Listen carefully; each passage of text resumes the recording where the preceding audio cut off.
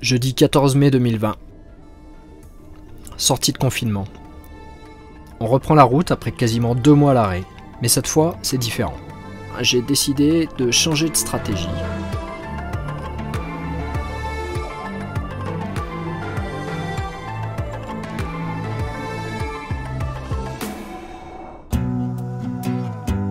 Moi c'est Bertrand, et depuis plus d'1 an, je voyage dans mon van avec mon chien Argos en Europe et en Afrique. Et ici, je te montre ma vie de nomade à travers mes aventures.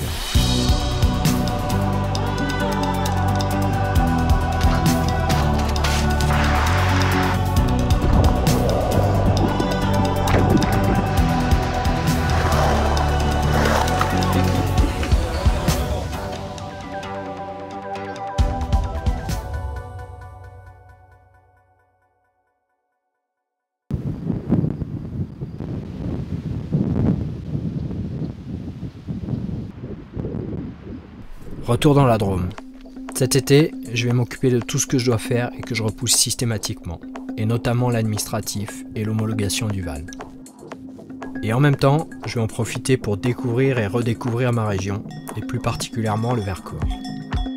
Dans cette période un peu d'incertitude, retrouver ses racines, ça va faire du bien. Les terrasses réouvrent un petit peu partout, et il y a comme un sentiment à la fois de liberté et de légèreté qui plane dans l'air.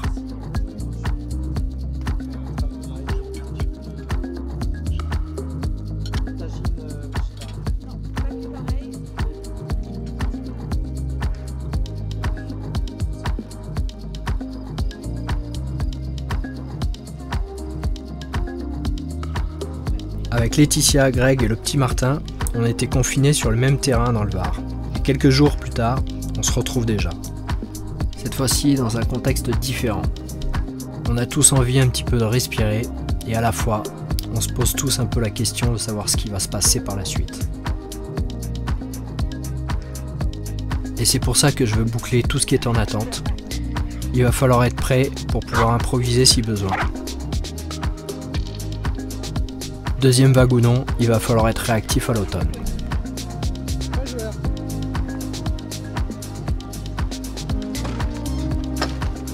Si vous voulez, au retour, après on fait les gorges d'Omblaise. C'est sympa aussi, je pense.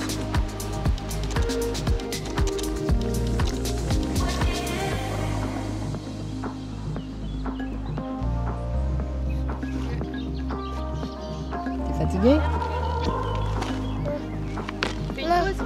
Non, Tu te reposes? non. Ah non, hein. On fait une petite sieste? On va pas se reposer, hein.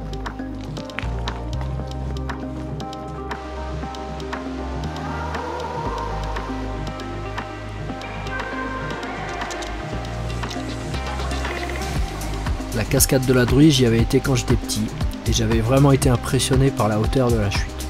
Et là encore, j'ai pas été déçu. Plus je voyage et plus je réalise à quel point en France il y a des endroits magnifiques. On a vraiment une géographie super riche. Et cet été, je veux voir tout ce que j'ai toujours raté, parfois par malchance, mais souvent par paresse. C'est décidé, je vais faire du Vercors mon jardin.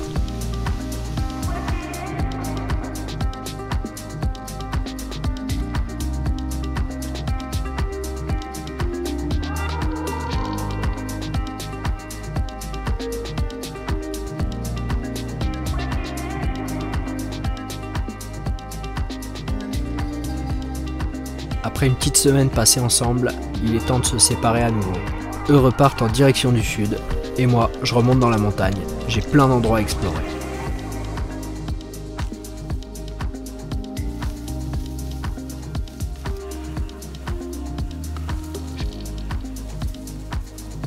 Un des endroits mythiques du Vercors, c'est le mont Aiguille. Et même en ayant grandi à moins de 50 km de là, je l'avais jamais vu de mes yeux. Donc cette fois, il fallait absolument que j'aille voir ça par moi-même. Malheureusement, la réserve naturelle des hauts plateaux du Vercors est interdite aux chiens. Donc avec Argos, on va devoir contourner le problème pour rester dans les zones autorisées. On passe par Grès-en-Vercors, au pied du Grand Vémont, le sommet le plus haut du massif. On y reste une semaine fin juin avant que le gros des touristes arrive. Là, je suis pas tranquille, hein. J'ai pas peur du vide en général, mais il n'y a pas beaucoup pour se retourner. On a des deux côtés. Bon là ça va un peu mieux, mais si tu tombes le résultat sera le même. Et il y a 5 minutes on a vu des chamois ou des bouquetins. Et Argos il était chaud patate pour y aller. Là il les sent encore, il est encore à l'affût là. Et lui le connaissant il est capable de, par instinct là, de s'engouffrer dans des trucs où il va tomber. Rien que ça me donne les mains moites. Rien que cette petite descente aussi, gravillonneuse, glissante à souhait. En plus ils ont annoncé de l'orage. On voit que ça arrive, c'est en train de venir. On était juste parti faire une petite balade au début, puis de fil en aiguille, on monte. Et on se retrouve tout là-haut, à 9 h du soir. Mais là maintenant il va falloir redescendre. Si on veut pas se prendre la sauce, c'est sur la route, parce qu'on n'est pas franchement équipé là. Si on était venu tout nu, ce serait pareil.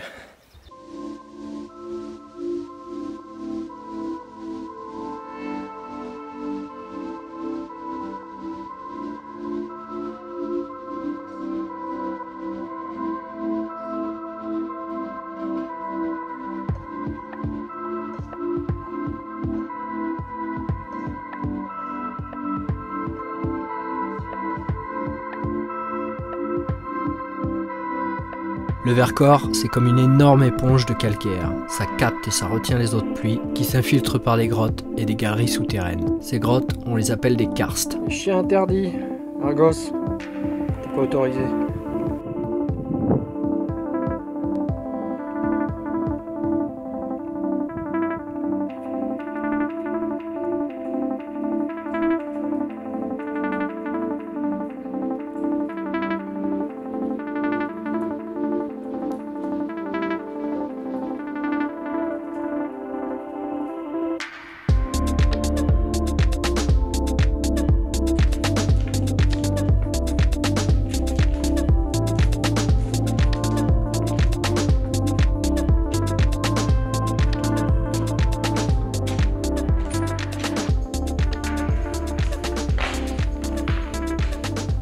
Voilà, petite exploration des karstes. C'est des trous qui sont creusés par la flotte. D'ailleurs ça ruisselle là, ça suinte de partout. C'est pour ça que c'est super mouillé au sol. Et au bout d'un moment ça s'effondre. Dans le Vercors, la station de Fondurle. Je suis venu quand j'étais en 6e. On avait fait une classe de neige ici. On avait fait du ski de fond. Ouais, carrément ils ont mis un filet.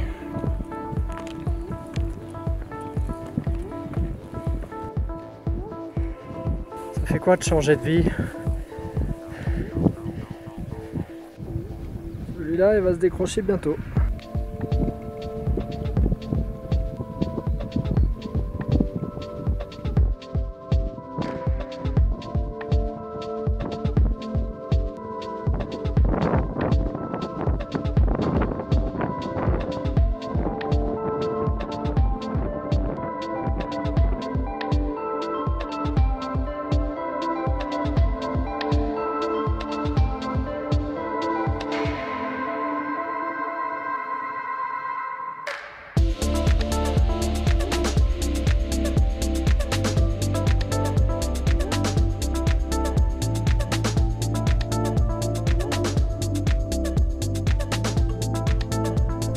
Fin juillet, étape importante, je passe l'homologation du van et je fais la demande de nouvelles cartes grises dans la foulée. Il n'y a plus qu'à attendre. Et je vais attendre longtemps.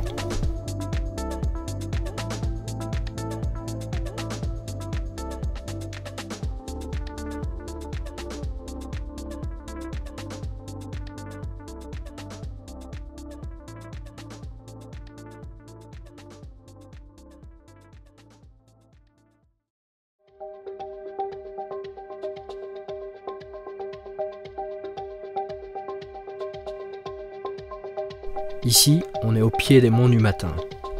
C'est là que j'ai passé une bonne partie de mon adolescence. Et ces deux cabanes accrochées à la montagne, c'est chez Jonas, un ami de très longue date. Après tous ces mois passés sur les routes à l'étranger, plus les 2 mois de confinement, ça fait du bien aussi de reconnecter avec la famille et les amis. Prendre le temps de régler tout ce qui traîne, de reprendre des forces, mais aussi prendre le temps de renouer les liens. Cette année, on s'est tous rendu compte à quel point tout est fragile.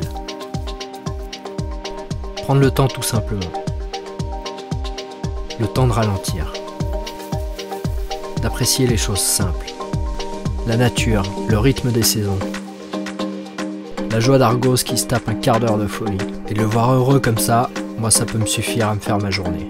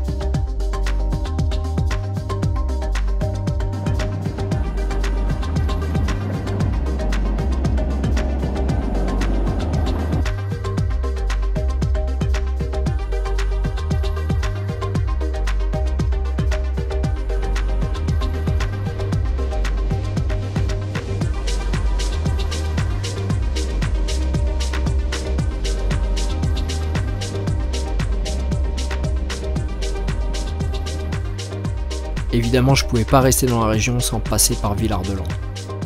Et plus qu'il passait, je vais même y rester un bon moment. Au moins 3 fois une semaine. C'est là-bas que j'ai appris à faire de la luge, du ski, et que j'ai passé une bonne partie de mes vacances d'été et d'hiver quand j'étais gamin.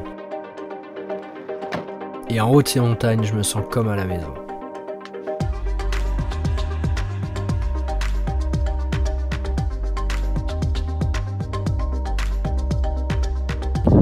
Moi, ce panorama de fou furieux.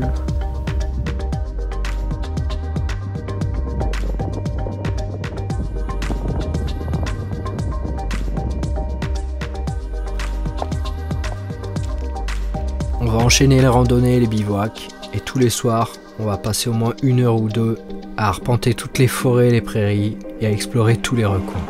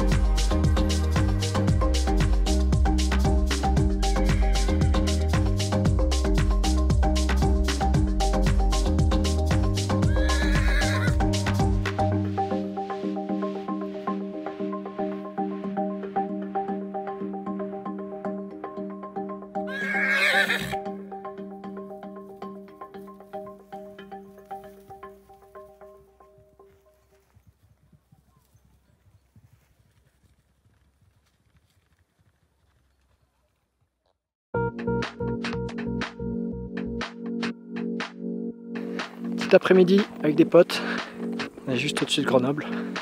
Et oui, bah on a fait tout ça là, tout ce qu'on a pu. Tout ça c'est à nous quoi. Piqué par l'escalade. Piqué. Et là mon frangin, bah pareil, vu qu'il veut pas les choses à moitié. C'est aussi l'occasion de reconnecter avec Stéphane. Avec Stéphane, on a fait les 400 coups ensemble. Et on s'était perdu de vue ces dernières années. Waouh! On y est! C'est bien Ah, dégagé. c'est canon!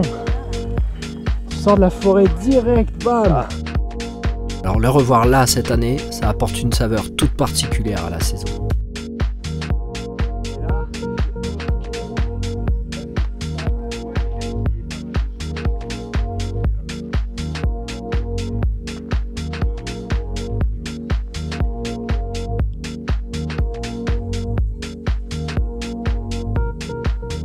Avec Lucie, son frère Antoine et leur pote Nico, ils se sont mis à l'escalade depuis quelques temps. Et après notre petit après-midi randonnée pique-nique, ils vont m'amener sur une petite journée d'initiation.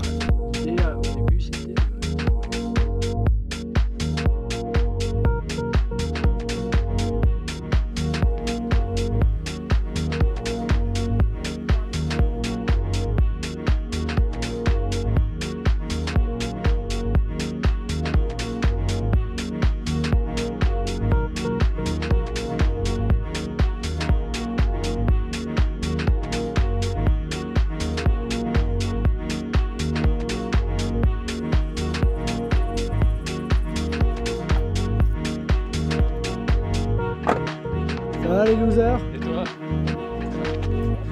Bah non. C'est un autre prospect.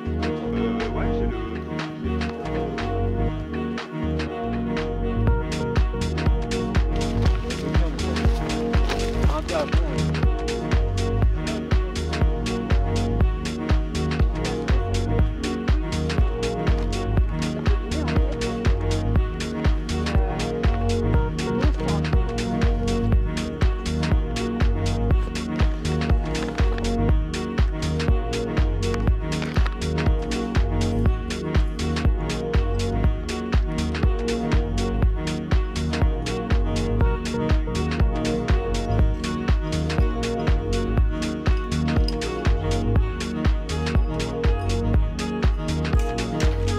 Alors Jésus, on n'est pas le jeudi de l'ascension.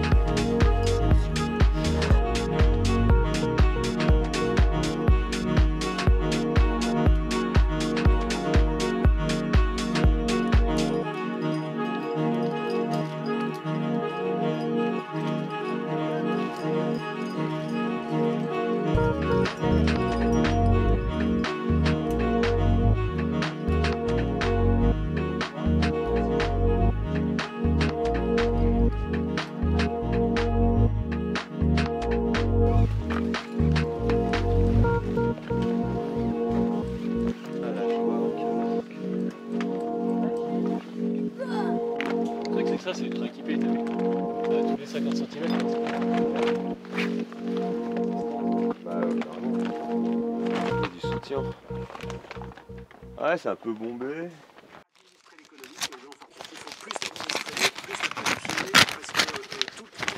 Qui sont du ressort de la puissance publique et notamment toutes les infrastructures, etc.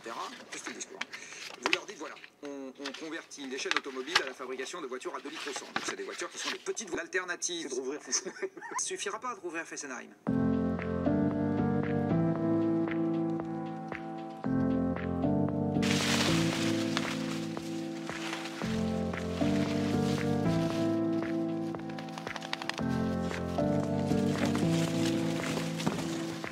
L'automne arrive, j'ai quasiment fini tout ce que j'avais à faire ici. Encore 2-3 petits trucs et je vais pouvoir être prêt pour repartir. J'ai passé ma première année dans le van, j'ai bouclé la saison 1, je tourne la première page et maintenant je vais essayer d'écrire le deuxième chapitre.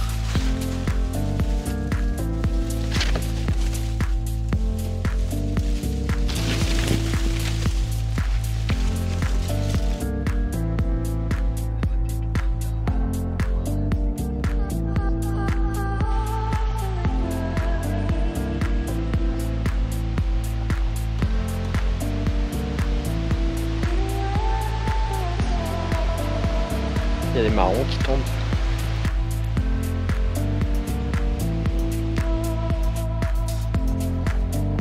Mange des marrons?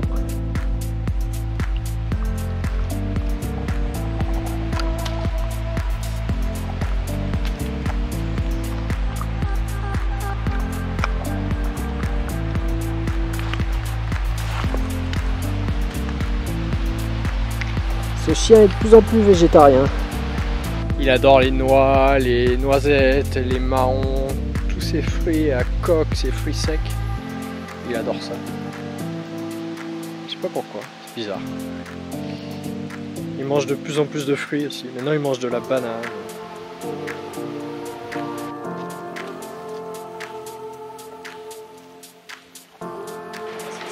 C'est juste une extension conscient de ce que vous dites. La catégorie des personnes qui pensent que le climat a toujours changé et que la principale préoccupation ce serait la biodiversité, tout ce qu'on est en train de détruire plutôt que le climat qui de toute façon changera. C'est parce qu'il a l'énorme avantage par rapport à la biodiversité d'avoir une définition normative assez simple. Il y a une quantité totale de CO2 qu'il ne faut pas dépasser dans l'atmosphère si on ne peut pas dépasser tel type d'élévation, enfin telle élévation de température.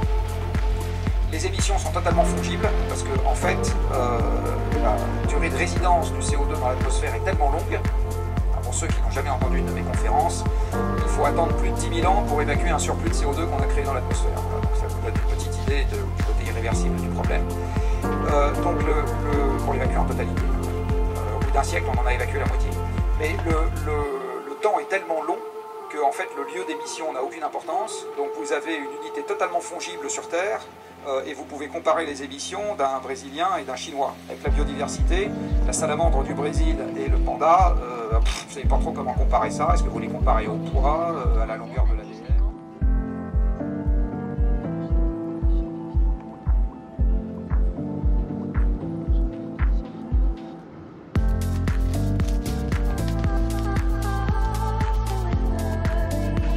Le premier, Le first one, c'est bon les gars, First s'il y en a de la un, c'est qu'il y en a journée. d'autres. ça, pas bredouille. C'est ça. Le petit Opinel, ah, on a affaire à des pros là. Opinel gagné à Corançon, au petit casino.